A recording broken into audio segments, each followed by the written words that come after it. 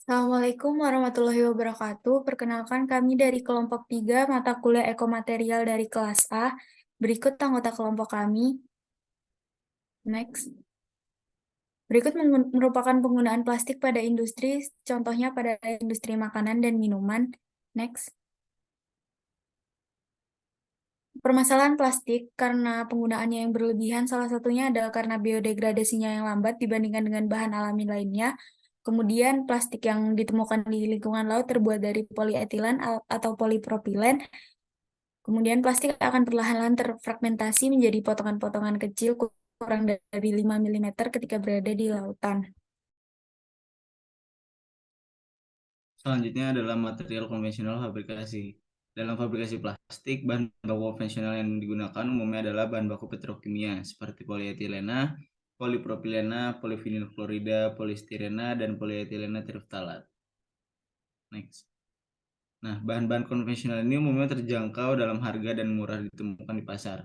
Namun, mereka juga dapat menimbulkan masalah lingkungan karena kecenderungan mereka untuk bertahan dalam lingkungan selama bertahun-tahun dan akhirnya berkontribusi pada masalah sampah plastik.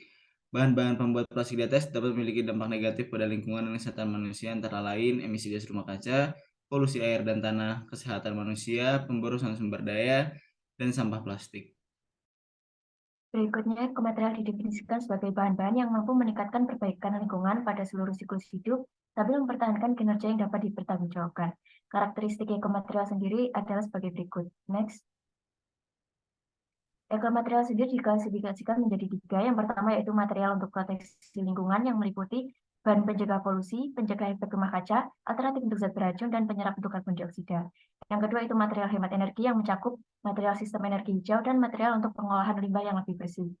Kemudian yang terakhir ada material substitusi strategis yang memiliki beban lingkungan lebih rendah sebagaimana didesain melalui LCA.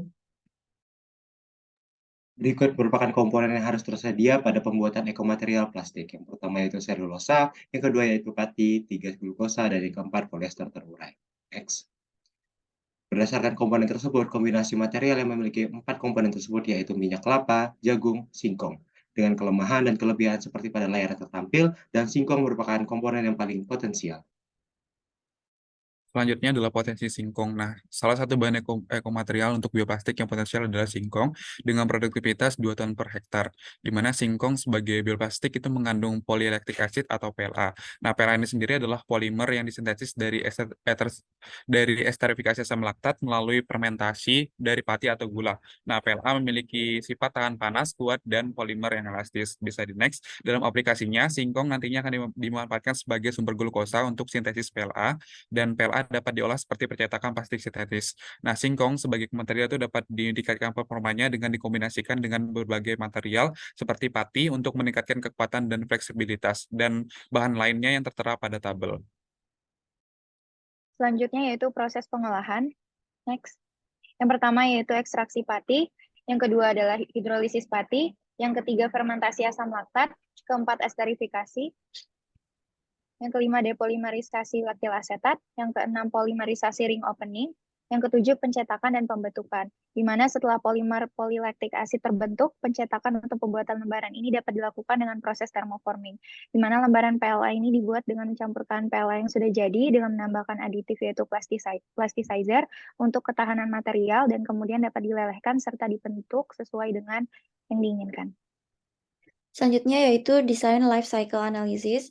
Jadi di sini LCA adalah metode yang digunakan untuk mengevaluasi dampak lingkungan dari suatu produk dari awal produksi hingga penggunaan, pemrosesan, dan pembuangan akhirnya. Dan berikut adalah diagram Venn dari Design Life Cycle Analysis. Dan plastik dari singkong ini memenuhi di 2 diagram, yaitu di Functional Material for Environmental Protection dan juga Material Design via Life Cycle Analysis. Untuk bahan bakunya, penggunaan lahan, potensi konversi lahan yang dapat menyebabkan hilangnya habitat alami, deforestasi, dan kehilangan keragaman hayati. Lalu ada penggunaan air. Untuk produksinya sendiri meliputi emisi gas dan polutan, dan juga limbah padat dan limbah cair. Selanjutnya untuk distribusi, itu meliputi emisi transportasi dan juga efisiensi logistik. Untuk penggunaan produk, itu ada efek kesehatan manusia. Dan yang terakhir untuk pembuangan akhir, yaitu meskipun produk plastik yang dihasilkan dapat diuraikan sendiri, namun apabila jumlah produk setelah pakai yang ditumpuk juga akan menyebabkan pencemaran lingkungan.